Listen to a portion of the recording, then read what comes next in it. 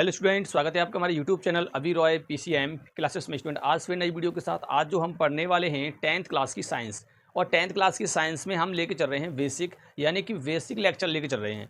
हमने इससे पहले वाले लेक्चर में हमने पढ़ लिया था कि तत्व और उसके परमाणु क्रमांक क्या होते हैं, उसके बारे में हमने बेसिक जाना था। और ये सबसे ज़्यादा इंपॉर्टेंट होता है, क्योंकि जब तक आपको बेसिक पता नहीं होगा तब तक आप साइंस को समझ नहीं सकते। कुछ टॉपिक होते हैं, कुछ मान लो जैसे बेसिक होते हैं, उन चीज़ों को समझना बहुत ज़रूरी होता है। जैसे तत्व क्या होते हैं, उनके परमाणु क्रमांक क्या होते हैं, ठीक है, इन चीज़ों को समझना बहुत आवश्यक होता है। फिर जैसे मान लो फार्मूला किस प्रकार से बनता है, फार्मूला किस प्रकार से बनाते हैं, ठीक है नहीं, ये चीज़ समझना बहुत ही आवश्यक है, तभी क्या होता है साइंस समझ में आएगी। ठीक है, और आपकी जो 10th क्लास है, 10th क्लास में साइंस दी है, ठीक है नहीं, और वो साइंस जैसे केमिस्ट्री भी है, फिजिक्स भी है और बायोलॉजी भी है। पहले हम केमिस्ट्री को लेकर चल रहे हैं, फिर बाकी बाद हम लेंगे फिजिक्स, उसके बाद बायोलॉजी लेंगे, ठीक है नहीं। तो देखिए ये बेसिक क्लास है, इस बेसिक क्लास में आज हम एक नया पैटर्न लेके चलेंगे, नई चीज़ सीखेंगे। यहाँ से नई चीज़ में क्या सीखने वाले हैं, नई चीज़ में सीखेंगे कि आयन क्या होते हैं। आयन के बारे में हम यहाँ पर पढ़ने वाले हैं, जो कि सबसे ज़्यादा इंपॉर्टेंट है। और ये आपने 9th में भी पढ़ा होगा आयन के बारे में, और हम इस 10th में भी पढ़ेंगे, ठीक है नहीं, कि आयन क्या होते हैं और आयन बनते क्यों हैं, ठीक है नहीं, उनके बारे में हम इस वीडियो में देखने वाले हैं। तो स्टूडेंट बने रहिए चैनल पर और वीडियो को एंड तक जरूर देखिए, तभी आपको क्या होगा समझ में आएगा कि यानी कि किस प्रकार से कोई भी जो तत्व होता है वो आयनित होता है, ठीक है नहीं, परमाणु जो होता है वो किस प्रकार से आयनित होता है। अन्यथा आपको समझ में नहीं आएगा यदि आप वीडियो को बीच में से छोड़ के चले जाओगे तो, ठीक है नहीं। इसलिए वीडियो को एंड तक जरूर देखें, एक सेकंड के लिए भी स्किप ना करें, ठीक है नहीं, एक सेकंड के लिए भी स्किप ना करें, वीडियो को पूरा देखें तभी आपको समझ में आएगा, ठीक है स्टूडेंट। तो बने रहिए वीडियो को एंड तक। यदि चैनल पे नए हो तो चैनल को सब्सक्राइब कर लीजिए, बेल आइकन को प्रेस कर ऑल पे क्लिक कर दीजिए, ताकि आने वाले वीडियो की नोटिफिकेशन आपको मिलती रहे, ठीक है स्टूडेंट। तो चलते स्टूडेंट वीडियो को स्टार्ट करते हैं। तो चलिए स्टूडेंट हम बात करने वाले हैं इस वीडियो में, किसकी बात करने वाले हैं, आयन क्या होता है। इससे पिछले वाले लेक्चर में, लेक्चर नंबर 1 था से, उसमें हमने पहला लेक्चर ले लिया था, चैप्टर नंबर पहला था हमारा। उसमें हम देखो चैप्टर को पढ़ने से पहले हमें बेसिक कवर करना है। चैप्टर तो कर लेंगे हम, ठीक है, जब तक बेसिक क्लियर नहीं होगा तो चैप्टर कैसे क्लियर होगा, ठीक है, इसलिए बेसिक लेके चल रहे हैं पहले हम। तो ये भी एक बेसिक क्लास है, इसमें हम देखेंगे कि आयन क्या होते हैं, आयन के बारे में हमें पढ़ना है। तो देखिए आयन जो होते हैं, कोई भी परमाणु होता है, कोई भी तत्व होता है, आयन बनते क्यों हैं, मैंने पहले आपको क्लियर कर देता हूं कि आयन जो होते हैं वो 2 प्रकार के होते हैं। कितने प्रकार के होते हैं, 2 आयन। अगर हम आयन की बात करें तो आयन क्या होता है, आयन जो होता है इसे इंग्लिश में भी आयन बोला जाता है, ठीक है नहीं। आयन क्या होता है, आयन जो होता है ये 2 प्रकार का होता है।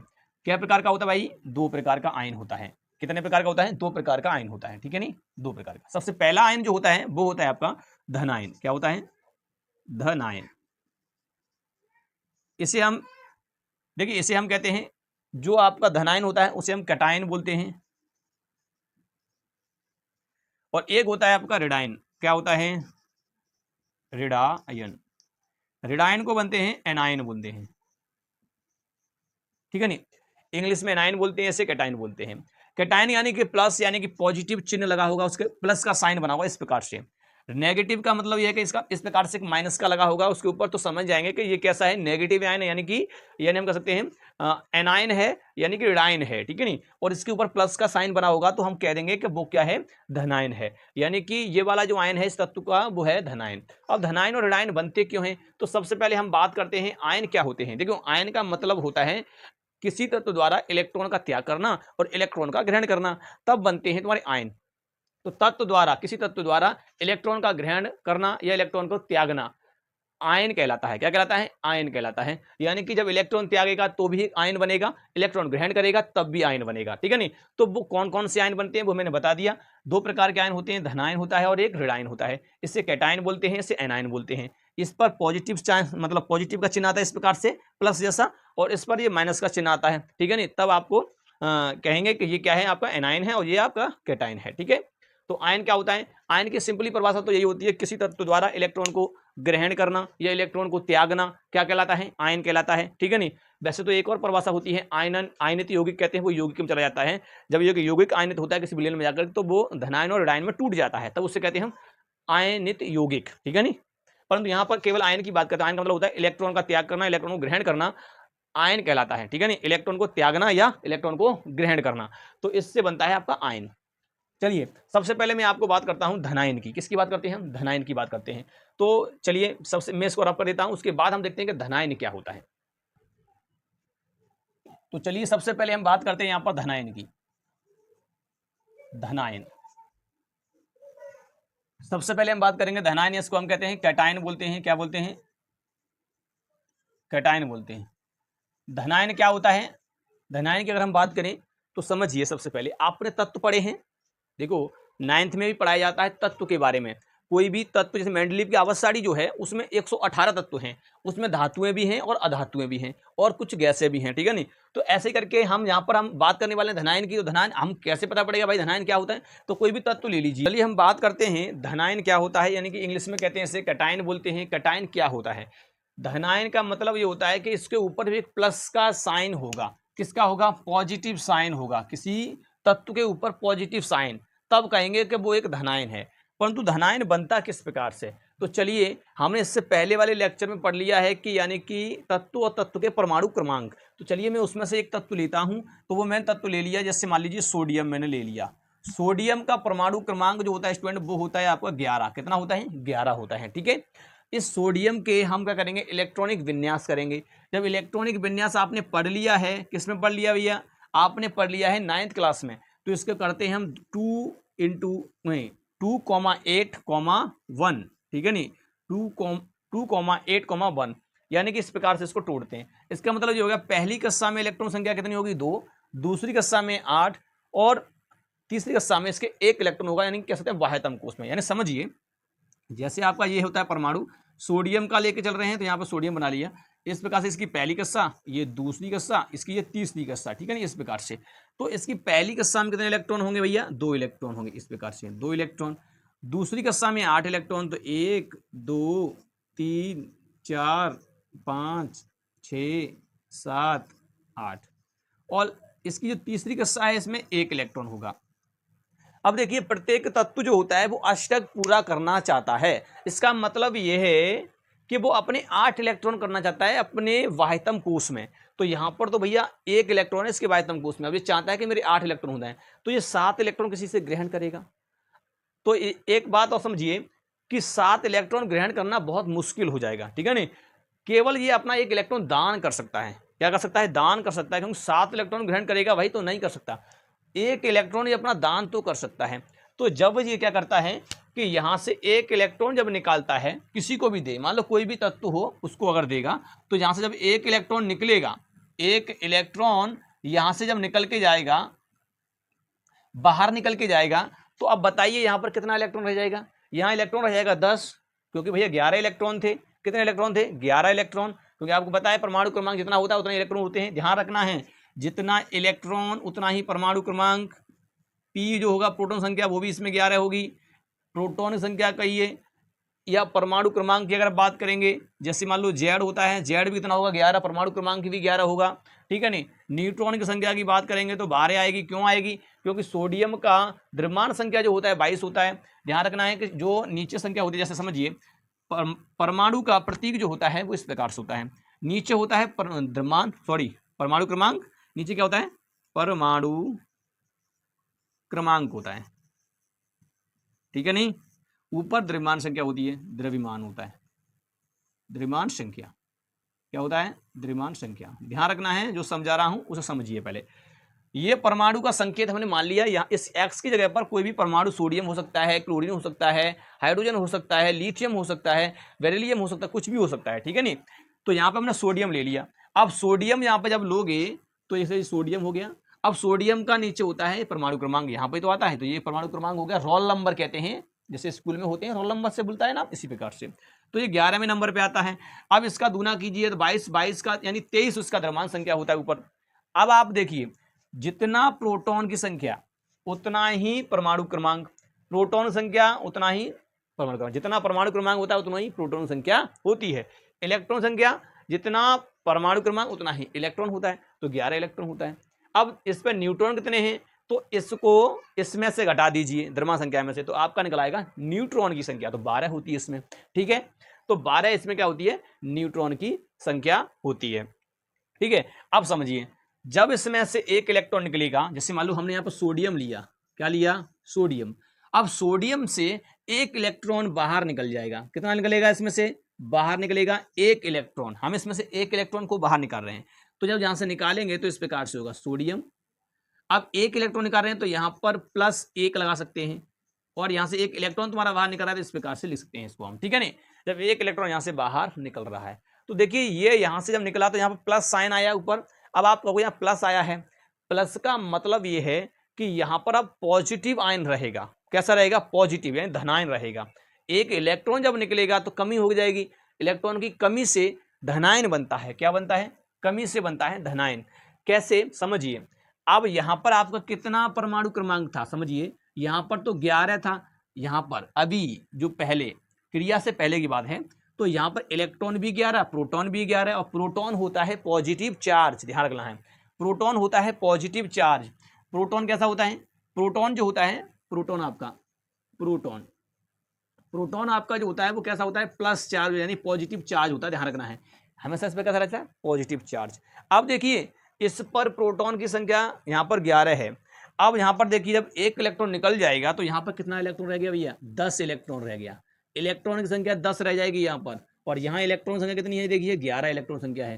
प्रोटॉन संख्या कितनी है यहाँ पर? प्रोटॉन की संख्या भैया यहाँ पर 11 है, ठीक है। न्यूट्रॉन की संख्या यहाँ पर कितनी है? 12 है। परंतु अगर मैं यहाँ पर बात करूँ तो यहाँ इलेक्ट्रॉन संख्या 10 है, प्रोटॉन संख्या कितनी हो जाएगी भैया? यहाँ पर 11 है। 10 नहीं होगी। 10 क्यों नहीं होगी? तुम कहोगे जितने इलेक्ट्रॉन उतने प्रोटॉन। भैया यहाँ परमाणु क्रमांक है 11, तब इसकी प्रोटॉन संख्या 11 रहेगी, इलेक्ट्रॉन संख्या भी 11 रहेगी। यहाँ से इलेक्ट्रॉन निकल गया है तो यहाँ केवल इलेक्ट्रॉन रह गया 10। नाभिक में प्रोटॉन होता है, न्यूट्रॉन होता है, तो नाभिक से कुछ नहीं निकला अभी, तो जो नाभिक से नहीं निकला है तो वो उतना ही रहेगा, तो प्रोटॉन 11 ही रहेगा, ठीक है नहीं। तो समझिए, और यहाँ पर अगर हम न्यूट्रॉन की बात करेंगे तो न्यूट्रॉन कितना रहेगा? 12 रहेगा। क्यों कितना रहेगा? 12 रहेगा, क्योंकि भैया इसका द्रव्यमान संख्या तो 23 ही है, ठीक है नहीं। एक बात और मैं बता दूं, द्रव्यमान संख्या को ए से दिखाते हैं। किससे दिखाते हैं? ए से। तो इसका मतलब इसकी द्रव्यमान संख्या कितनी हो जाएगी? 23 हो जाएगी। ध्यान रखना है, मैं बता रहा हूं 9th क्लास में वैसे इसको पढ़ाया जाता है, मैं आपको डीपली समझा रहा हूं यहाँ पे, ठीक है नहीं। तो यहाँ पर समझिए, तो अब देखिए यहाँ पर इलेक्ट्रॉन जो है, इलेक्ट्रॉन आपको दिखाई दे रहा है, इलेक्ट्रॉन पर चार्ज होता है नेगेटिव, यानी कि माइनस का चार्ज होता है नेगेटिव, इस प्रकार से। और प्रोटॉन पर पॉजिटिव, तो इस पर भैया जो चार्ज होगा वो होगा आपका पॉजिटिव। कैसा होगा? Positive charge. अब ये पॉजिटिव चार्ज, ये नेगेटिव चार्ज, तो बताइए किसकी संख्या ज़्यादा है? इलेक्ट्रॉन की या प्रोटॉन की? तो प्रोटॉन की संख्या ज़्यादा है, तो इसलिए प्रोटॉन है धनायन, इसलिए इस पे आएगा पॉजिटिव चार्ज। किस पे आएगा? पॉजिटिव चार्ज आएगा, इसलिए इस पे आएगा Na+ का 1 आएगा। परंतु ध्यान रखना, जब 1 की बात हो तो 1 लगाएंगे नहीं, केवल किस प्रकार से लिखा जाएगा? इस प्रकार से लिखेंगे, सोडियम Na धनायन, इस प्रकार से, प्लस यहाँ से इलेक्ट्रॉन को बाहर निकाल देंगे, इस प्रकार से हो जाएगा। तो हम इस प्रकार से इसको लिख सकते हैं। जब एक इलेक्ट्रॉन बाहर निकल गया तो यहाँ पर एक प्लस आ गया। क्लियर? यहाँ तक आप समझ में आया कि यहाँ पर प्लस क्यों आता है? इलेक्ट्रॉन की कमी होती है तब प्लस बनता है। ध्यान रखना है, इलेक्ट्रॉन की कमी होती है तब प्लस बनता है, इलेक्ट्रॉन की कमी होती है तब प्लस बनता है। याद रखना है, किसी तत्व से इलेक्ट्रॉन का निकलना क्या बनता है? धनायन बनता है, ठीक है नहीं। किसी तत्व से इलेक्ट्रॉन का निकलना क्या बनता है? धनायन बनता है। इलेक्ट्रॉन को त्याग कर धनायन बनाता है, उसे हम कहते हैं धनायन। क्या कहते हैं उसको? हम धनायन कहते हैं। क्लियर यहाँ तक? ठीक है स्टूडेंट, तो ये आपको क्लियर हो गया होगा धनायन क्या होता है। धनायन परिभाषा अगर आप लिखना चाहो तो लिख लिए कि किसी तत्व से इलेक्ट्रॉन का निकलना क्या कहलाता है? धनायन कहलाता है। लिख सकते हैं, किसी तत्व से इलेक्ट्रॉन का निकलना धनायन कहलाता है। एग्जाम्पल के लिए सोडियम का एग्जाम्पल ले लीजिए, इस प्रकार से आप बना लीजिए। ये चीज लिखने की कोई आवश्यकता नहीं है, रफली चाहो तो लिख सकते हैं इसको, ठीक है नहीं। वैसे आपको यही रहेगा, ये समझा है मैंने किस प्रकार से। तो धनायन क्या होता है? इलेक्ट्रॉन का निकलना धनायन कहलाता है। जैसे आप देखेंगे मैग्नीशियम जो होता है, मैग्नीशियम का नाम सुना है? मैं एक और एग्जाम्पल लेता हूँ यहाँ पर। मैग्नीशियम जो होता है Mg, मैग्नीशियम का परमाणु क्रमांक होता है कितना? 12। तो भैया इसका 12 होता है, ठीक है। इसका अगर इलेक्ट्रॉनिक विन्यास करोगे कितना हो जाएगा? चलिए यहाँ पर मैं थोड़ी सी जगह लेता हूँ। मैग्नीशियम का जो परमाणु क्रमांक जो होता है स्टूडेंट, वो कितना होता है? वो होता है 12 होता है, और 12 इसका परमाणु क्रमांक है, तो उतने ही इलेक्ट्रॉन होंगे। तो इसमें इलेक्ट्रॉन कितना होगा? 12। प्रोटॉन संख्या कितनी होगी? 12। तो यहाँ से देखिए प्रोटॉन संख्या कितनी हमारी? 12 है। सिंपल, हमें इन्हीं का ही यूज करना है। आगे हमें द्रव्यमान संख्या से क्या लेना देना, ठीक है नहीं। द्रव्यमान संख्या से हमें कोई लेना देना नहीं है, ये तो हमने 9th में पढ़ लिया है। तो इलेक्ट्रॉन 12 है, प्रोटॉन 12। आप देखिए जब इसमें से देखिए आप इसका इलेक्ट्रॉनिक विन्यास करोगे, 12 का इलेक्ट्रॉनिक विन्यास करोगे कितना आएगा? तो करिए यहाँ पर, मैं यहाँ करता हूँ तो 2 8 2। इसका मतलब इसके वाह्यतम कोष में कितने इलेक्ट्रॉन? 2 इलेक्ट्रॉन। तो इसका मतलब ये है कि इसमें से ये 2 इलेक्ट्रॉन हैं, ये 2 इलेक्ट्रॉन को त्याग कर सकता है। ध्यान रखना, जब इलेक्ट्रॉन 4 से कम होते हैं तो वो केवल त्याग कर सकता है, ग्रहण नहीं कर सकता।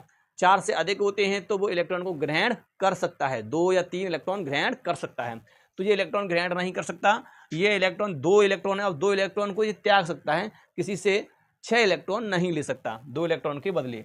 तो यहाँ से क्या होगा कि अब इसमें से ये Mg इस पर प्लस आएगा, प्लस यहाँ से 2 इलेक्ट्रॉन को त्याग देगा। इस प्रकार से जब 2 इलेक्ट्रॉन त्यागेगा तो कितना पॉजिटिव आएगा, 2 का पॉजिटिव आएगा, ध्यान रख लेना।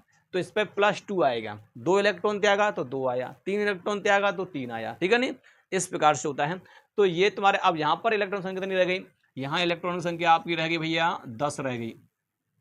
प्रोटॉन तो आपका अब भी 12 है यहाँ पर, ठीक है नहीं। तो यहाँ पर पॉजिटिव है, पॉजिटिव संख्या ज़्यादा है तो इसलिए यहाँ पर पॉजिटिव साइन आया है। तो मैग्नीशियम के ऊपर +2 आया है, क्लियर। तो ये आपका क्या होता है कि धनायन बनता है इस प्रकार से। जब बाह्यतम कोश में जो इलेक्ट्रॉन होते हैं उनका त्याग करके धनायन बनता है, और यदि कोई ग्रहण करता है तब बनेगा आपका ऋणायन, ठीक है नहीं। अभी हम उसको भी देखेंगे। तो चलिए अब हम बात करते हैं ऋणायन किस प्रकार से बनता है, उसकी बात करते हैं। ऋणायन क्या होता है, ऋणायन का मतलब ये होता है ठीक इसका उल्टा, इलेक्ट्रॉन को ग्रहण करना। इलेक्ट्रॉन को ग्रहण करना क्या बनाता है, ऋणायन बनाता है। अगर मान लो कोई भी अगर आपसे कर लेता है या मतलब कोई भी आपसे पैसा लेता है तो वो ऋण ले रहा है ना, ले रहा यानी कि कर्ज ले रहा है, तो इसका मतलब उस पर नेगेटिव है हो गया उस पर, यानी कि पहले से उस पर ज़्यादा हो गया, ठीक है इस प्रकार से। तो चलिए इसको रफ करते हैं, पढ़ते हैं यहाँ पर कि ऋणायन क्या होता है। तो चलिए स्टूडेंट अब हम बात करते हैं यहाँ पर ऋणायन। ऋणायन का मतलब एनायन कहते हैं इसे इंग्लिश में। एनायन का मतलब होता है नेगेटिव साइन, यानी कि एक माइनस का चिन्ह लगा होता है, ठीक है नहीं, उसे कहते हैं ऋणायन। ऋणायन का मतलब ही यही होता है कि यानी कि इलेक्ट्रॉन का त्याग करना, इलेक्ट्रॉन को ग्रहण करना, यानी कि ऋणी होना, किसी पे से लेना, ऋण लेना, ठीक है नहीं, उधारी लेना, वही होता है एकदम ऋणायन होता है। क्या होता है, ऋणायन होता है। इलेक्ट्रॉन का ग्रहण करना ऋणायन कहलाता है।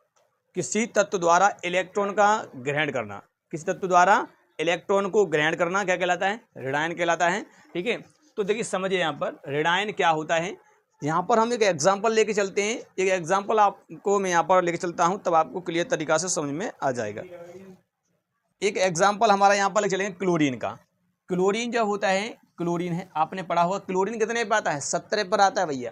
क्लोरीन का परमाणु क्रमांक होता है 17। चलिए पहले में 17 इसका परमाणु क्रमांक होता है, ठीक है। और इस पर 35 क्या होता है, इसका 35 जो होता है इसका द्रव्यमान संख्या होता है। अगर मैं इसमें बात करूँ इलेक्ट्रॉन संख्या, तो इलेक्ट्रॉन है भैया इसमें 17, प्रोटॉन की संख्या है भैया इसमें 17, न्यूट्रॉन की संख्या कितनी है, 17 में से घटाओ कितना हो जाएगा, 18, है ना, 18 ही तो हो जाएगा, 18 होता है, ठीक है। 18 न्यूट्रॉन होते हैं। द्रव्यमान संख्या कितनी है इसमें, द्रव्यमान संख्या तो आपकी 35 है। इनका तो हमें कोई रोल होता नहीं है, ठीक है नहीं। अब देखिए इलेक्ट्रॉनिक विन्यास यहाँ पर करेंगे तो इलेक्ट्रॉनिक विन्यास क्या हो जाएगा, हम इलेक्ट्रॉनिक कॉन्फ़िगरेशन यहाँ पर करने वाले हैं, ठीक है नहीं। तो कितना होगा, 17 को तोड़िए, 2, 8, 10 हो गया, कितना हो गया, 7 हो गया। अब देखिए इसके वायतम कोश में इलेक्ट्रॉन की संख्या है 7, तो ये 7 इलेक्ट्रॉन ग्रहण करेगा या त्यागेगा, त्याग नहीं सकता। इस पर ज़्यादा इलेक्ट्रॉन, एक इलेक्ट्रॉन मिल जाए सो कहीं से भी, जब एक इलेक्ट्रॉन कहीं से मिल जाएगा सो क्या बना लेगा, ये 8 पूरे कर लेगा, ठीक है नहीं। तो ये एक इलेक्ट्रॉन को ग्रहण करेगा। तो क्लोरीन के अंदर ये प्रकृति होती है इसकी कि ये इलेक्ट्रॉन को ग्रहण करता है। तो यहाँ पर इलेक्ट्रॉन ग्रहण करेगा तब यहाँ पर बनेगा आपका नेगेटिव। जैसे आप देख समझिए क्लोरीन क्या करेगा, जब एक इलेक्ट्रॉन को ग्रहण करेगा तब आपका यहाँ पर इस पर बन जाएगा एक चार्ज, नेगेटिव का चिन्ह बन जाएगा, यहाँ पर ऐसे बना देंगे, ठीक है नहीं। जब एक लेगा तब, अगर मान लो अगर 2 इलेक्ट्रॉन यहाँ पर ले लिए तो यहाँ पर 2 आएगा, पर तो 2 ले नहीं सकता क्योंकि ज़्यादा हो जाएगा, क्योंकि 7-8 से ज़्यादा इलेक्ट्रॉन नहीं ले सकता, ठीक है। तो क्लोरीन जब एक इलेक्ट्रॉन ग्रहण करता है तो आपका क्या बन जाता है, यहाँ पर नेगेटिव बन जाता है। Clear student. तो ऋणायन क्या होता है और धनायन का। अच्छा इसमें एक मैं आपको बता दूं, ऋणायन को समझना है तो समझ लीजिए कि इलेक्ट्रॉन की क्या होती है, बढ़ोतरी होती है, इलेक्ट्रॉन की बढ़ोतरी। अब यहाँ इलेक्ट्रॉन देखिए, यहाँ इलेक्ट्रॉन बढ़ गया, यहाँ 18 इलेक्ट्रॉन हो गया, कितना इलेक्ट्रॉन हो गया भैया यहाँ पर 18, क्योंकि एक इलेक्ट्रॉन इस पर बढ़ गया है, नेगेटिव साइन है इसका मतलब बढ़ गया। और 17 इलेक्ट्रॉन है, जब एक इलेक्ट्रॉन और इसमें जुड़ जाएगा तो 18 हो जाएगा ना, हो जाएगा इस प्रकार से। तो इस पर नेगेटिव साइन आता है। तो ऋणायन का मतलब ये हो गया, समझ लेना कि अगर मान लो किसी के ऊपर आप सोडियम इस पर प्लस दिखाई दे जाए, या मैग्नीशियम के ऊपर आपका +2 दिखाई दे जाए, ठीक है, या एल्यूमिनियम के ऊपर आपको +3 दिखाई दे जाए, इस प्रकार से आपको दिखाई दे रहा है, तो तो इस प्रकार से आपका कहीं पर भी ऐसे प्लस साइन दिखाई दे तो समझ जाना ये क्या है, सभी के सभी धनायन के एग्जाम्पल होते हैं। किसके होते हैं? धनायन के। ठीक है नहीं, यहाँ पर प्लस साइन आ रहा है, यहाँ पर +2 आ रहा है, यहाँ पर +3 आ रहा है, यानी कि प्लस आयन यहाँ पर है, यानी कैटायन बोलते हैं। यहाँ कैटायन 2 कैटायन 3 इस प्रकार से है। तो ये एल्यूमिनियम के ऊपर +3 आ रहा है। ठीक है नहीं, तो इसका मतलब इसने 3 इलेक्ट्रॉन त्यागे हैं, इसने 2 इलेक्ट्रॉन त्यागे हैं, इसने 1 इलेक्ट्रॉन त्यागा है, तब इन्होंने धनायन बनाया है। जो इलेक्ट्रॉन त्याग सकता है तो वही होता है भैया धातु, जब हम पढ़ेंगे आगे। ठीक है नहीं, तो ये कैसे हैं? सब धनायन हैं। और ऋणायन कौन से होते हैं? जैसे मान लो ऑक्सीजन हो गया, ऑक्सीजन के ऊपर जो आता है आपका, ऑक्सीजन के ऊपर आता है -2 आता है, इस प्रकार से आता है। ठीक है नहीं, ऑक्सीजन के ऊपर क्या आता है? इस प्रकार से आता है। ऐसे हाइड्रोजन का एक और होता है तो इस प्रकार से आता है, -1 लगा आता है इस प्रकार से। ठीक है नहीं, तो ऐसे करके ये सभी के सभी क्या होते हैं? ऋणायन होते हैं। क्लियर? ऋणायन क्या होते हैं? ऋणायन क्या होते हैं? एनायन किसे कहते हैं? कि यानी इलेक्ट्रॉन को ग्रहण करना ऋणायन कहलाता है। किसी तत्व द्वारा इलेक्ट्रॉन को ग्रहण करना ऋणायन कहलाता है। इसका मतलब इसमें इलेक्ट्रॉन की अधिकता होती है और धनायन में इलेक्ट्रॉन की कमी होती है। क्लियर? तो उम्मीद करते हैं आपको समझ में आ चुका होगा कि धनायन और ऋणायन क्या होते हैं। धनायन और ऋणायन ये 2 प्रकार के आयन होते हैं। जब एक तत्व जब इलेक्ट्रॉन को त्यागता है तब बनता है उसका धनायन, जब एक तत्व इलेक्ट्रॉन को ग्रहण करता है तब बनता है ऋणायन। ठीक है स्टूडेंट, तो उम्मीद करता हूँ आपको समझ में आ चुका होगा कि आयन क्या होता है। ठीक है, ये वीडियो ज़्यादा बड़ा हो जाएगा, इसलिए इस वीडियो में हम नहीं बताने वाले हैं कि धनायन और ऋणायन। देखो धनायन भी कई प्रकार के होते हैं, उनको भी हम देखेंगे कि कौन कौन से धनायन होते हैं। जब इनको हम देख लेंगे क्रम से, ठीक है, तब उनसे हम समीकरण बनाना सीखेंगे, यानी सूत्र बनाना। यानी सूत्र किस प्रकार से बनता है, जैसे NaCl नाम सुना है, NaCl किस प्रकार से बना है, कैल्शियम कार्बोनेट किस प्रकार से बना। ठीक है नहीं, तो ऐसे हम बनाना सीखेंगे। ठीक है, तो इतना आपको क्लियर हो जाना चाहिए। अब हम देखेंगे नेक्स्ट वीडियो में। ठीक है स्टूडेंट, तो स्टूडेंट यदि ये वीडियो पसंद आई हो तो वीडियो को लाइक कर दीजिए, चैनल को सब्सक्राइब कर बेल आइकन को प्रेस जरूर कर दीजिए ताकि आने वाले वीडियो की नोटिफिकेशन आपको मिल सके। अब मिलेंगे नेक्स्ट वीडियो में नेक्स्ट लेक्चर के साथ, तब तक के लिए जय हिंद।